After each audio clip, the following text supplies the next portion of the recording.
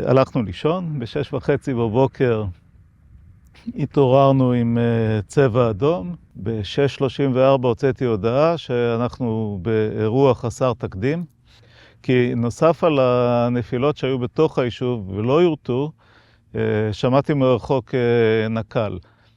הנחיתי לנעול את דלתות הבתים, שזה גם משהו שמעולם לא כתבתי לפני כן. בדרך כלל ההנחיה היא לשהות בממ"ד, להגיף את חלון המתכת, להקפיד לסגור את הדלת.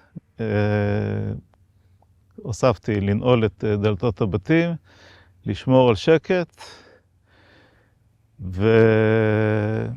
ועד מהרה התברר שאכן יש מחבלים שחדרו לתוך היישוב. באיזשהו שלב שמענו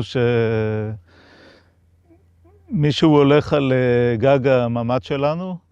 יש מדרגות לגג הממ"ד, כי יש שם פרגולה ופינה נחמדה. חששנו שאלה מחבלים. אשתי כבר כתבה לילדים על כל חשבונות הבנק, עכשיו אני צוחק, אבל פחד מוות היה שם. פחד הגדול היה מהעובדה, לנוכח העובדה שהצבא לא מגיע. אנחנו יודעים שכיתת כוננות אמורה לתת מענה ל-10, 15, 20, 30 דקות לכל היותר. ואנחנו רואים את תימרות העשן מעל ניר עוז, שזה היה מצמרר.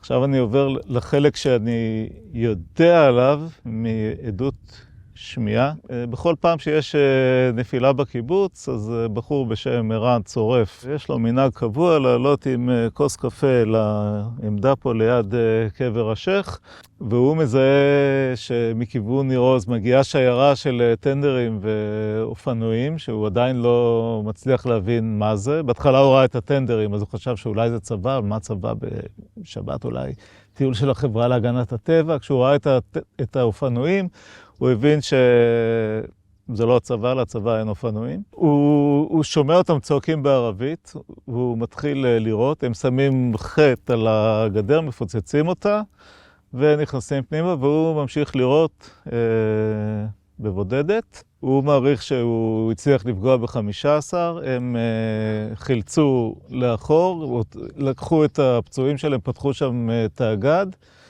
למרבה המזל, הם חלפו על פני השער, ירו כמה צרורות, פגעו בכלי רכב של המפעל, שנמצא סמוך לשער, אבל לא ניסו אפילו להיכנס.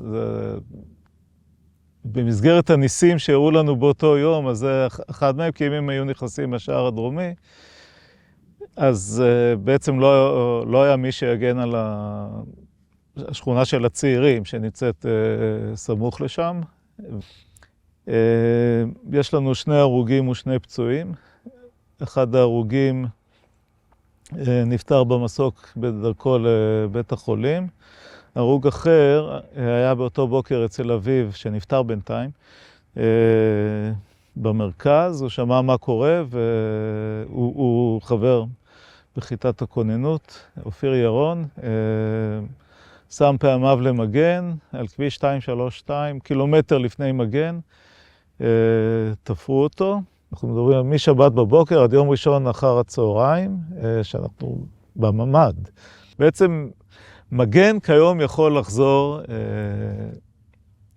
לבתים, להבדיל מניר עוז או בארי, כי רק הבית הזה יצא מכלל שימוש. זאת אומרת, פגיעה ישירה דרך הגג, התקרה, גר שם אדם בודד, רווק. שאלתי אותו, היית בממ"ד? הוא אמר, הייתי ליד הממ"ד. אמרתי, מה? איך לא קרה לך כלום? הוא אמר, עשיתי ככה. הוא היה בצבא הרוסי. אחד הוותיקים, יום שני ב-4, הולך לבריכה. יש לי רשימת אנקדוטות מהמלחמה, אז הוא בחמישייה הפותחת, חלוק מגבת עליו, הולך לבריכה. זהו, תודה. הקיבוצים הם רצועת הביטחון של המדינה. ככה המדינה בנתה את זה, קיבוצים, מושבים, עיירות פיתוח, וגם פה זה כך. ואנחנו פה כדי להישאר.